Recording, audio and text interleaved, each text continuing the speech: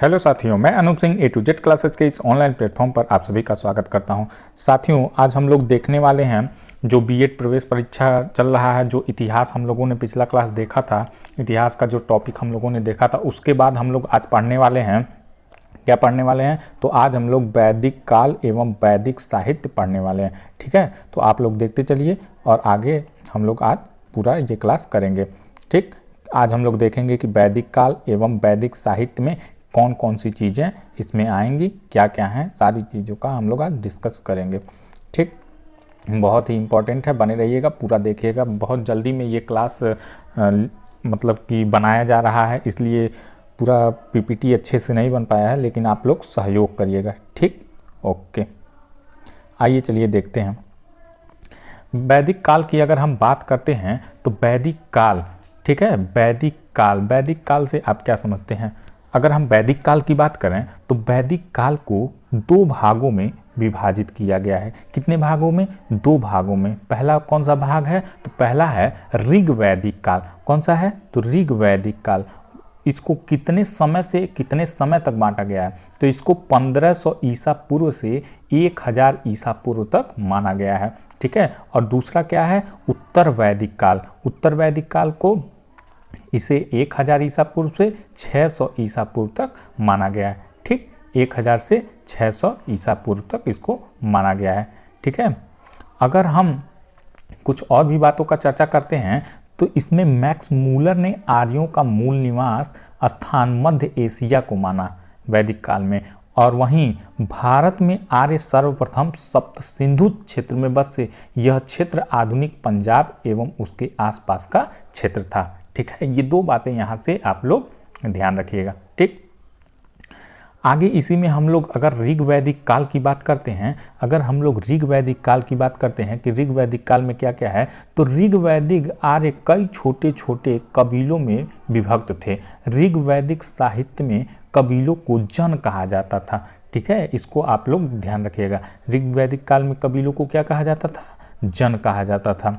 ठीक, कबीले के सरदार को राजन कहा जाता था। ये दोनों क्वेश्चन पूछा गया है। ठीक है, ये दोनों क्वेश्चन पूछा गया है, तो ये दोनों क्वेश्चन आप लोग ध्यान दीजिएगा कि छोटे छोटे कबीलों को मतलब क्या कहा जाता था साहित्य में? तो जन कहा जाता था, और कबीले के सरदार को क्या कहा जाता था? तो राजन कहा जाता था। ठीक है, ये दोनों बातें आप लोग ध्यान दीजिएगा, राजन और जन। ठीक, अगर हम अगला बात करते हैं तो सबसे छोटी राजनीतिक इकाई कुल और परिवार थी। कुल कह सकते हैं या फिर परिवार कह सकते हैं। ठीक है, कई कुल या फिर कई परिवार मिलाकर के ग्राम बनते थे। जैसा कि आज भी गांव में ये देखते होंगे कि कई परिवार मिलाकर के एक छोटा सा गांव बन जाता है, जिसका प्रधान, जो अभी प्रधान गांव में चलता है ना, जिसका प्रधान ग्रामणी होता था। ठीक है, उसको वहाँ सिंधु सभ्यता में मतलब कि वैदिक काल में क्या कहा जाता था? तो ग्रामणी कहा जाता था, और कई ग्राम मिला करके 20 होता था। ठीक है, और यहाँ पे जैसे कई गांव मिला करके क्या बन जाता है? जैसे जिला ही बन जाता है या फिर ब्लॉक बन जाता है, तो उस समय क्या होता था? 20 बनता था। ठीक, क्या बनता था? 20 बनता था, जिसका प्रधान क्या होता था? विस्पति होता था। यहाँ से इसको आप ध्यान रखिएगा, क्या होता था? तो विस्पति होता था, तथा कई 20 मिला करके, अब देखिए अगर हम गांव को मिला करके ब्लॉक बना रहे हैं और कई ब्लॉक को मिला करके क्या बनाते हैं? जिला बनाते। तो यहीं पे कह रहा है कई 20 मिला करके जन होता था, जिसका प्रधान राजा होता था। ठीक है, अब जैसे मान लीजिए कि जिले में राजा कौन होता है? डीएम होता है, तो वैसे वहाँ पे क्या होता था? राजा होता था। या फिर ये कह सकते हैं कई गांव मिला करके जिला बनता है, और कई जिला बना करके राज्य बनता है, और कई राज्य मिला करके देश बनता है। ठीक, जैसे गांव का प्रधान हो गया, और जिले का मुखिया कौन हो गया? जिले का हो गया डीएम, राज्य का हो गया सीएम, और देश का कौन हो गया? पीएम हो गया। ठीक है, ऐसे भी आप कह सकते हैं। तो इन सब सारी बातों को ध्यान रखिएगा। वहीं अगर हम ऋग्वेद में जन का उल्लेख की बात करते हैं कि कितनी बार जन का उल्लेख मिलता है, तो 275 बार जन का उल्लेख मिलता है, और 20 का 170 बार उल्लेख मिलता है। ठीक है, ये भी दोनों बातें आप लोग ध्यान रखिएगा। और वहीं पे सभा या समिति विधव राजनीतिक संस्थाएं थी। ठीक है, और कुछ और भी बातें यहाँ पे ध्यान दे दीजिए, कुछ और भी बातें यहाँ पे ध्यान देने योग्य हैं कि अगर पेय पदार्थ की बात करते हैं कि ऋग वैदिक काल में पेय पदार्थ क्या था, तो पेय पदार्थ की अगर हम बात करते हैं तो पेय पदार्थ था सोमरस। ठीक है, सोमरस, ठीक, सोमरस हो गया। और वहीं पे अगर हम पूछें कि क्या उस समय बाल विवाह की प्रथा थी, बाल विवाह की प्रथा थी, तो आप क्या कहेंगे कि बाल विवाह की प्रथा नहीं थी। ठीक है, बाल विवाह की प्रथा नहीं थी। और वहीं पे सती प्रथा थी, तो सती प्रथा भी नहीं थी। ठीक है, सती प्रथा भी नहीं थी, बाल विवाह भी नहीं था। ये दोनों बातें आप लोग ध्यान रखिएगा। ठीक, आइए आगे देखते हैं, उत्तर वैदिक काल पे चलते हैं। अगर हम उत्तर वैदिक काल की बात करते हैं कि उत्तर वैदिक काल, इसमें क्या क्या इंपॉर्टेंट है उत्तर वैदिक काल में, तो उत्तर वैदिक काल के राजनीतिक संगठन की मुख्य विशेषता बड़े राज्यों तथा जनपदों की स्थापना थी। ठीक, और वहीं में उत्तर वैदिक काल में राजन को दैवी उत्पत्ति के सिद्धांत का सर्वप्रथम उल्लेख क्या कहलाया, ऐतरेय ब्राह्मण में किया गया था। कहाँ किया गया था, तो ऐतरेय ब्राह्मण में किया गया था। ये बातें भी आप लोग ध्यान रखिएगा। ठीक है, अगर हम बात करें कि इस काल में राजा का महत्व बढ़ा, उसका पद वंशानुगत हो गया, जैसे कि राजा का बेटा ही अब राजा बनेगा। ठीक, राजा का बेटा राजा बनेगा, राजा का बेटा क्या बनेगा, राजा बनेगा। ठीक है, तो यहाँ पे आप लोग ध्यान दीजिएगा, राजा का बेटा राजा बनेगा, तो उस वहाँ पे उत्तर वैदिक काल में ये प्रथा चलने लगी। ठीक, अगर हम बात करते हैं उत्तर वैदिक काल में परिवार कौन सा था, तो पितृसत्तात्मक था। और वहीं उत्तर वैदिक काल में ही नहीं, ऋग वैदिक काल में भी क्या था, पितृसत्तात्मक था। क्या था, पितृसत्तात्मक। ठीक है, यहाँ पे आप ध्यान रखिएगा, पितृसत्तात्मक था। ठीक, ये दोनों बातें ध्यान रखिएगा। और वहीं पे संयुक्त परिवार की प्रथा विद्यमान थी। ठीक है, संयुक्त परिवार भी चलता था उत्तर वैदिक काल में, और पितृसत्तात्मक था, चाहे उत्तर वैदिक काल का है या फिर ऋग वैदिक काल का, दोनों को आप क्या कहेंगे, पितृसत्तात्मक था। ठीक है, आइए आगे देखते हैं। अगर हम उत्तर वैदिक काल में कुछ और भी बातों को देखें तो समाज स्पष्ट रूप से 4 वर्णों में बटा हुआ था। और वो 4 वर्ण कौन कौन थे, तो ब्राह्मण, क्षत्रिय, वैश्य एवं शूद्र। ठीक है, वर्ण व्यवस्था में क्रम के बदले जाति आधारित थी। वर्ण व्यवस्था कर्म के बदले किस पे आधारित थी, जाति पर आधारित थी।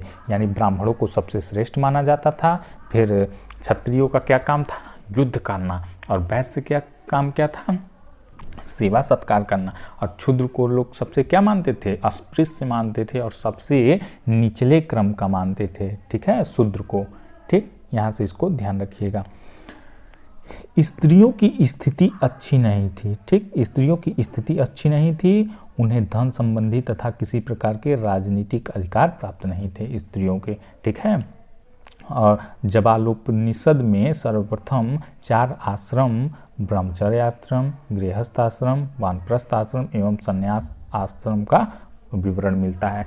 क्वेश्चन ऐसे पूछेगा कि आश्रम कितने प्रकार के हैं, तो 4 प्रकार के। ठीक, या फिर ऐसे पूछ लेगा कि कौन कौन से नहीं है, जवालोपनिषद में कितने प्रकार के आश्रम मिलते हैं, तो 4 प्रकार के मिलते हैं। निम्नलिखित में से कौन सा नहीं मिलता है, तो ये देखना होगा। तो ये लाइन आप लोग ध्यान रखिएगा कि ब्रह्मचर्य आश्रम, गृहस्थ आश्रम, वानप्रस्थ आश्रम एवं संन्यास आश्रम।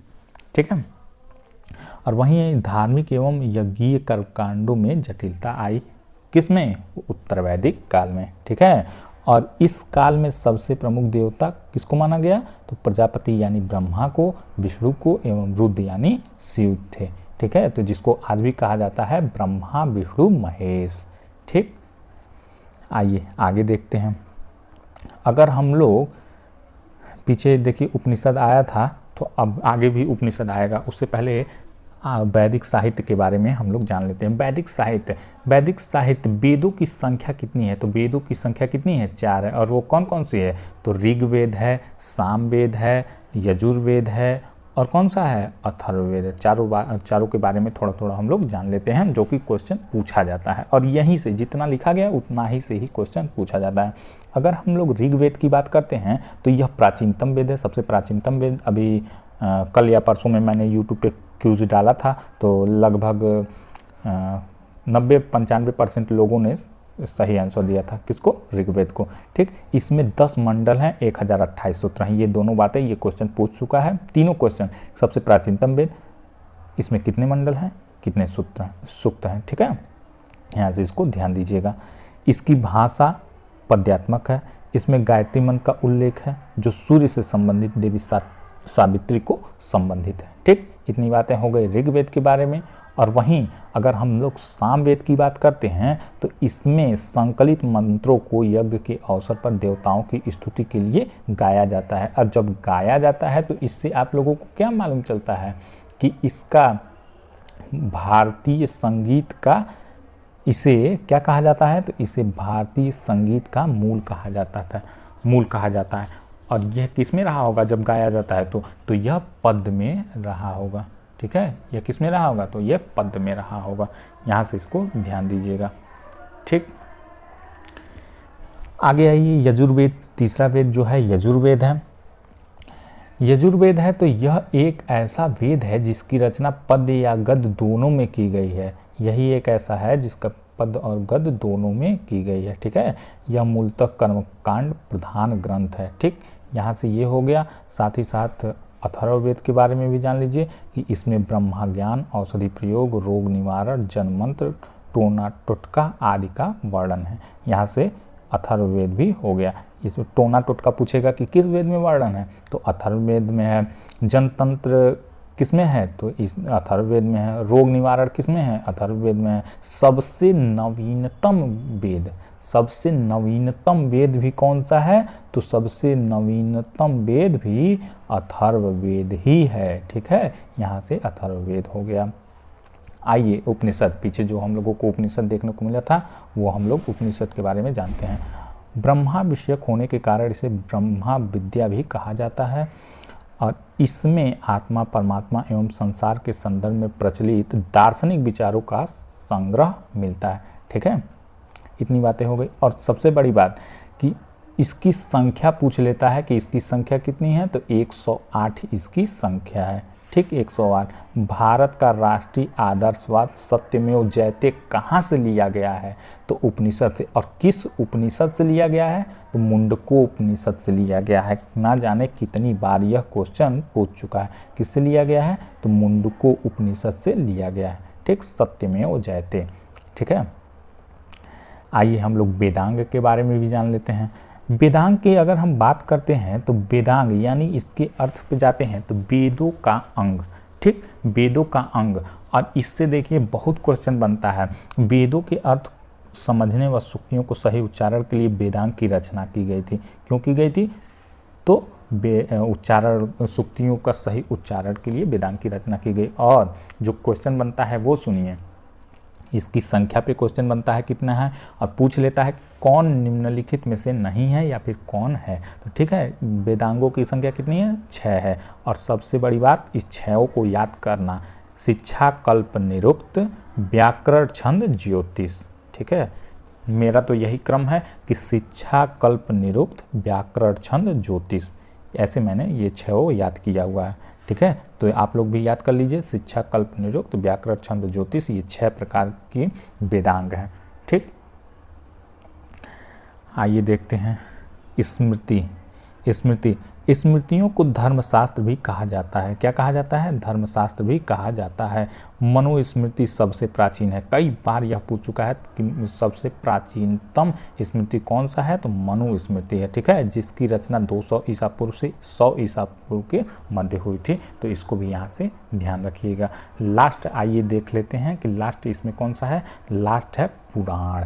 क्या है, पुराणों की संख्या कई बार पूछा है, तो पुराणों की संख्या कितनी हो जाएगी, तो पुराणों की संख्या 18 हो जाएगी। सबसे प्राचीनतम एवं प्रमाणिक कौन सा पुराण है, तो मत्स्य पुराण है। ठीक है, कौन सा पुराण है, तो मत्स्य पुराण है। इसमें विष्णु के 10 अवतारों का उल्लेख मिलता है। कितने अवतारों का, तो 10 अवतारों का। ठीक है, विष्णु के 10 अवतारों का उल्लेख मिलता है। ठीक, यहाँ से इसको ध्यान रखिएगा, विष्णु जी के 10 अवतारों का उल्लेख मिलता है, यहाँ से इसको ध्यान रखिएगा। आज का ये टॉपिक वैदिक काल एवं वैदिक साहित्य आपका समाप्त हुआ। आगे भी हम लोग ऐसे ही क्वेश्चन करते रहेंगे, तो देखना मत भूलिएगा। जो लोग नए हैं चैनल को सब्सक्राइब कर लीजिए, लाइक कर लीजिए और वीडियो को ज़्यादा से ज़्यादा शेयर करिए। इधर थोड़ी सी व्यस्तता है, इसीलिए प्रॉपर सभी वीडियो नहीं आ पा रही हैं, लेकिन आगे आप लोगों को वीडियो मिलता रहेगा। ठीक, तो आइए, अगर वीडियो अच्छी लगी हो तो वीडियो को लाइक कर लीजिए। धन्यवाद साथियों।